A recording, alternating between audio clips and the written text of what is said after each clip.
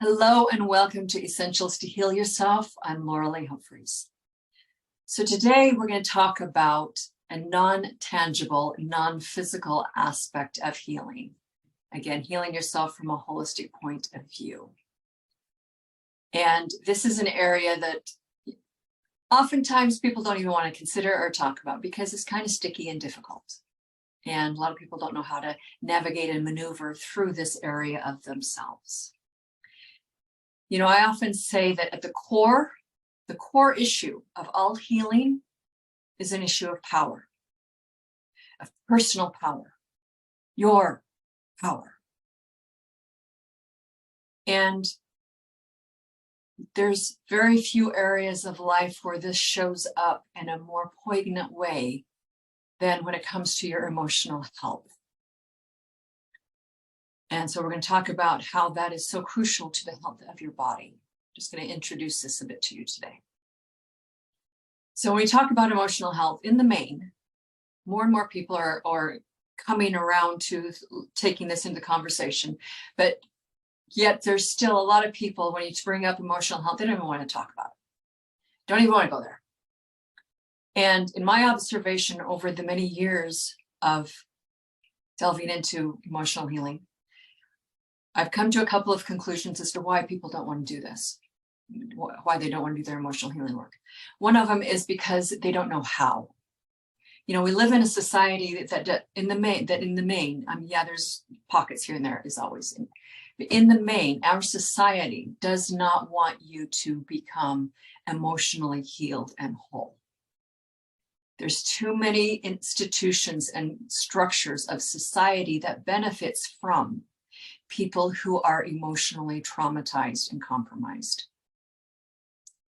Therefore, it's very difficult to find people and systems that will really show you what it takes to heal yourself emotionally, have a dialogue about it, create a safe space, know what to do so that you can emote and express and release all of those emotions in order to truly heal. So that's one factor. We just don't know how, and society in the main doesn't support this. The second factor is that people are truly afraid of their emotions. And I get it, because trust me, from my experience and some of the things that I've healed and gone through and emotions that I've had to release, it's a lot. So, you know, we're afraid to feel our feelings. We're afraid of the grief, of the depression, the sadness, because it feels like it will take you into a bottomless pit where you'll never come out. And yeah, for a time, it can feel that way when you're in the midst of it. We're afraid to feel the explosive feelings of anger, of resentment, of revenge, because they are such strong, fiery, explosive feelings. And oh my God, if I were to let all this out, what would people think of me? And what would I do to myself and others? Would I destroy things? What would be the repercussions? You know, there's a lot of fear, frankly, about really letting all of that out and really being vulnerable and being seen in the face of other people. You know, especially because most people would judge and criticize and condemn you for, you know, being that vulnerable. They see it as a weakness, which says more about them than it does about you. But those two reasons, I feel, are one of the primary reasons why people are so afraid of their emotions and why they don't even want to go near the topic of emotional health. And yet, when it comes to your physical health and healing from any type of a physical condition, you have to. You have to. You can only get to a certain point of rebuilding your body physically without addressing your emotional health. You can't go past a further point because that's required in the process. Why? Because you're one whole organisms. You cannot separate and divide your physical health from your emotional health. They're one and the same. One and the same. In the main, humanity is an extremely traumatized species. We've been traumatized for generations, thousands of years. so much violence and destruction and rape and murder and abuse and verbal abuse and on and on and on and on and on it goes. That we come to this point now in society, you can just begin to understand why there's so much dysfunction and acting out and weird behavior and toxic behavior and narcissism and on and on and on, because there's such a history of trauma within the genetic material of our bodies. The body holds a record of your life. The body holds the trauma within your cells, within your tissues, within your energy system. Your body is a record of your life experience. As the medical intuitive Carolyn Myss has said numerous times, your biography becomes your biology. This is such a true statement. Your traumas, your experiences, your unresolved emotional things are stored within the tissues of your body. The areas where those things are stored, and that can be figured out, that's not the conversation for the day, the areas where your body stores and holds on to the greatest deal of trauma over time are the organs and the areas and the systems of the body that break down into degeneration and disease. This is a known fact. There's lots of research about it. So let's talk a little bit about why this happens. When you are in a state of agitation, of stress and fear and anxiety, there's always this rub in the background. There's always like the wallpaper of your mind is colored with all of this unresolved trauma and feelings that you don't know what to do with. So much so that more often than not, you just suppress them over time and forget about them. They drop into the subconscious mind, which is your emotion, which is your physical body. They drop into the tissues of the cells of your body. They're stored there. They're recorded there. So there's always this agitation, this anxiety, fear, stress, on and on and on.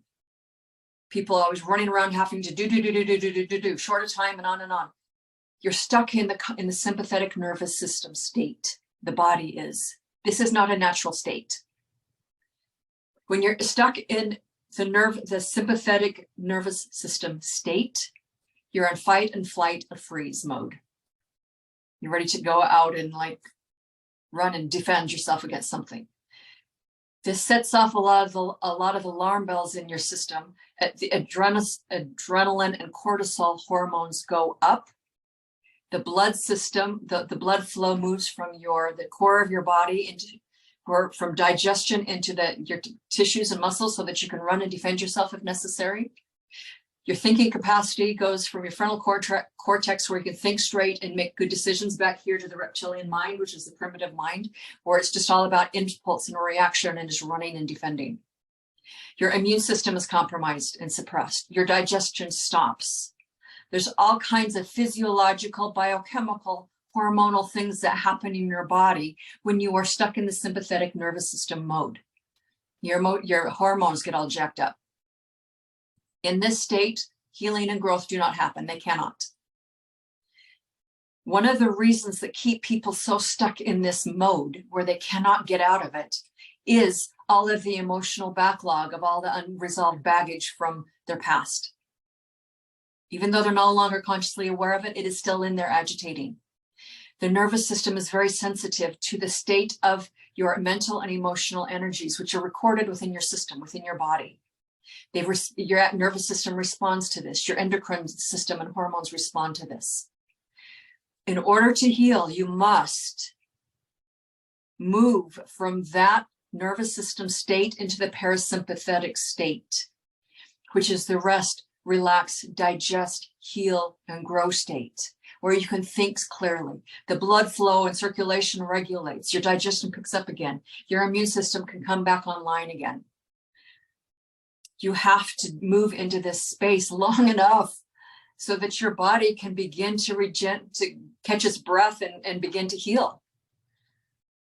And so over time, when you're willing to delve into your emotional healing work and really release all of that congested energy and confront the traumas and feel the emotions and think the things and speak the things and on, do all of that work, your body can finally relax. And at some point, when you persist in healing yourself emotionally, the main habitual state, the normal state of your body returns to being in the parasympathetic state. That is the normal state where you're supposed to be all the time. And when you can heal yourself and deal with all the emotional agitation, then it's easier to come back into the parasympathetic state as your norm, as opposed to the sympathetic run and defend and fear and stress state as your norm, which is really not natural. It's not healthy. One of the most profound gifts that you've received by being willing to go through the emotional healing process is the insight that you receive on the other side. You know, so many people ask, why did this happen to me? It's not fair. It's, you know, they can't make peace with the trauma, with the abuse, with the relationship that fell apart. Whatever the thing is that caused trauma for you, or an emotional charge that you can't let go of. You know, one of the reasons why it's so difficult to do the emotional healing work and move beyond this stuff is because we don't know how to find meaning out of the whole thing. What was the point of going through all of this? Why did this happen to me? When you're on the outside of the healing, or the beginning point of your emotional healing process, so to speak, the answers don't exist there. You can't find them there. And instead, you'll just go through this this mental loop and ruminating and chewing on it forever and ever, which creates some problems of why did this happen? Because you can't find purpose and meaning to it. However, when you're willing to go through the process and learn how to express the feelings, feel them, speak the things that you need to say in an environment that is supportive and conducive to this process, to be witnessed by another person.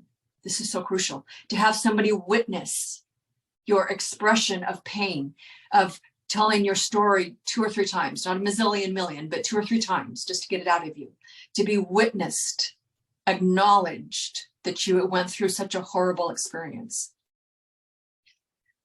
When you can go through all of that, on the other side of releasing the emotional storm, of feeling the feelings, of getting them out of your body and out of your energy system, on the other side, you finally find peace. You finally find peace. And in that peace and in that quiet, you're finally open to receive the intuitive spiritual communication and answers that you've been asking for all of this time. That's the only place where you're going to be able to find them when it comes to this emotional stuff, is on the other side of the emotional storms. Then when you can, in that quiet, calm, clear space, Spirit can actually answer your question and give you the insight as to why you experienced that. The understanding of what that experience was meant to teach you about yourself and how you interact with other people. And it's not until you can finally come into this quiet, peaceful place where Spirit, your divine self, higher self, whatever, God, where they can finally answer your questions and communicate to you the purpose of what that experience was about, that you can finally forgive yourself. It's in the forgiving of yourself that you finally let it go, so that you can move on. It's in the forgiving of yourself that cultivates the self-respect, the dignity, the appreciation for yourself, the love for yourself, to be able to laugh at yourself. That's where you cultivate and find your true self and recognize you've had the power you needed for your life all along. You just spent it in a very misguided way. That is the gift of doing your emotional healing work. coming to a point where you can finally forgive and love yourself. And when you come to this space, you will never forget it. You'll never forget it. It shines a whole new light on your life. And coming from that place, you'll make different choices and take different actions. One of which are the actions of how you take care of your body, of how you feed your body and nourish it. And you come into a state of a greater, deeper respect for your body and what it had to teach you through this process, of what it held for you, waiting for you to heal all this stuff. That's the role of service that your body offers you as your teacher. So I hope this conversation today helps shine new light and perspective on emotional healing work, why it's so important. And I hope it inspires you to look into it, to learn about it, to explore it, dip your toes into it. Find somebody who's able to guide you through the process of doing your emotional work, because it's profound. It's priceless. So with that, I hope you enjoyed today's conversation. Please leave your comments below. Let me know your thoughts. Share this video around, subscribe to my channel. And below in the description of this video, I have a guide that walks you through 7 unconscious beliefs that prevent you from healing. I encourage you to download that, read through that, and think about what that is presenting to you and how those beliefs are tied to emotional traumas that you've not been able to let go of, that's preventing you from healing whatever your thing is that you're dealing with. Because I promise you that can be a linchpin to open things up so that you can really take your healing and your growth to a new level. So with that, thank you for listening, and I'll talk to you soon. Take care.